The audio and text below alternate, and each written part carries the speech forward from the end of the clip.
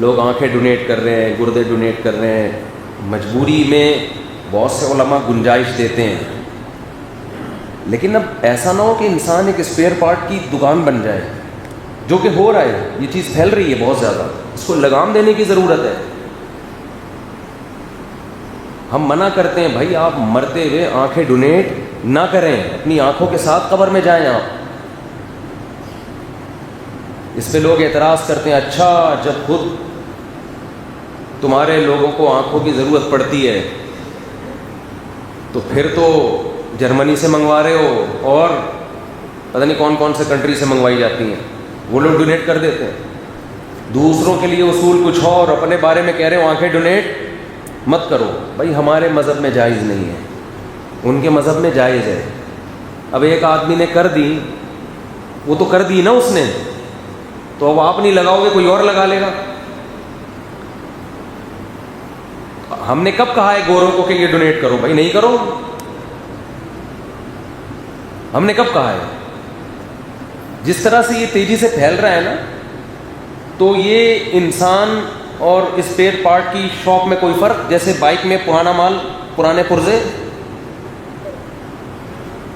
وہ بیچ دیے, نئے والے لگا لیے. اب میں اس پہ زیادہ نہیں جاتا, پھر یہ پورا اس کو جب تک تمام پہلوؤں سے بیان نہ کیا جائے نا, تو اس کے پھر بیان کے فائدے کے بجائے نقصانات زیادہ ہوتے ہیں. تو ابھی میرا یہ ٹاپک نہیں ہے, میں اس پہ کسی اور وقت میں بات کروں گا انشاءاللہ. یہ بہت تیزی سے یہ چیز بڑھ رہی ہے ہمارے معاشرے میں.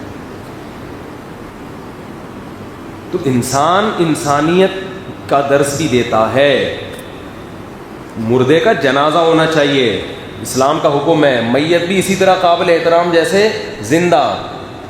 آپ اس کے پارٹس بانٹنا شروع کر دیں. جنازہ آ رہا ہے شاپر میں ہے بھائی, جنازہ کس میں آ رہا ہے؟ شاپر میں. یہ کیا ہے بھائی؟ اس کے گردے کہاں ہیں؟ وہ وسیم بھائی کو دے دی ہم نے, ان پہ فٹ آ رہے تھے. اس کے پھیپڑے کہاں گئے؟ ارے بھائی کورونا کی وجہ سے چمونی آپا کے پھیپڑے خراب ہو گئے تھے, وہاں لگا دیے ہم نے. ابھی اس کی آنکھیں کہاں ہیں؟ ارے بھائی وہ صاحب تھے نا, گولی لگنے سے ان کی آنکھوں کا مسئلہ ہو گیا تھا, تو وہاں سے ادھر فٹ. بھائی ناک کہاں ہے؟ کہہ رہے ہیں یار وہ ناک کی ہڈی ان کی بڑھی ہوئی تھی, ڈاکٹر نے غلط آپریشن کیا, ناک کے ڈیزائن ہی چینج ہو گیا, تو ان کی ناک پسند آ رہی تھی, ڈیزائن یہاں سے لے لیا. ایک مثال دے رہا ہوں کہ ڈاکٹر بولے ایسا نہیں ہوتا, تو میں سمجھانے کے لیے مثال دے رہا ہوں. مجھے پتہ ہے ناکیں نہیں لگ رہی, لگنے میں ٹائم بھی نہیں لگے گا. گھٹنا کہاں ہے؟ بھائی ان کے گھٹنے کی بال خراب ہو گئی تھی, تو گھٹنا نکال لیا تھا, وہاں سے بال وہاں فٹ کر دی. اب دوبارہ گھٹنا جڑ نہیں رہا تھا ایلفی سے, تو پھینک دیا. یہ گوشت ہے, اس پہ کیا ہو رہا ہے؟ تو ایسے موقع پہ امام صاحب کہیں گے, میں اگر ہوا تو میں کہوں گا کہ ایسا کرو, یہ بھی کسی غریب کے کام آ جائے گا, اس کو کھلا. بہت سے غریبوں کو گوشت کھانے کو بولو نہیں ہے, جان بچانے کے لیے کسی غریب کو یہ گوشت کھلاؤ. اس کو کہتے ہیں صحیح طریقے سے انا للہ ہونا کسی کا. ایک تو انا للہ ہوتا ہے, روح جسم سے نکلتی ہے, باڈی رہتی ہے. یہ والا انا للہ, اس کو کہتے ہیں سچی مچی کا انا للہ ہو گیا. بندہ مارکیٹ سے ڈر لگ رہا ہے ایسا نہ ہو جائے کہیں فیوچر میں.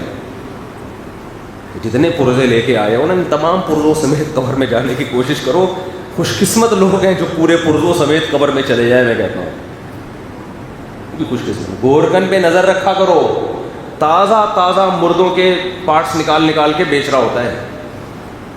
ایک صاحب نے ابا کو دفنایا, 3 دن تک قبرستان سے نکل نہیں رہے. میں نے کہا بھائی کیا خود بھی دفن ہونے کا پروگرام ہے؟ بس نکلو یہاں سے. کہہ رہے ہیں بھائی 3 دن تک حفاظت کر رہا ہوں, گورکن پہ اعتماد نہیں ہے. ڈاکٹروں کے رابطے ہوتے ہیں گورکن سے بھی. نکال بھائی. مردہ لاشوں پہ تجربے ہو رہے ہیں, لاوارث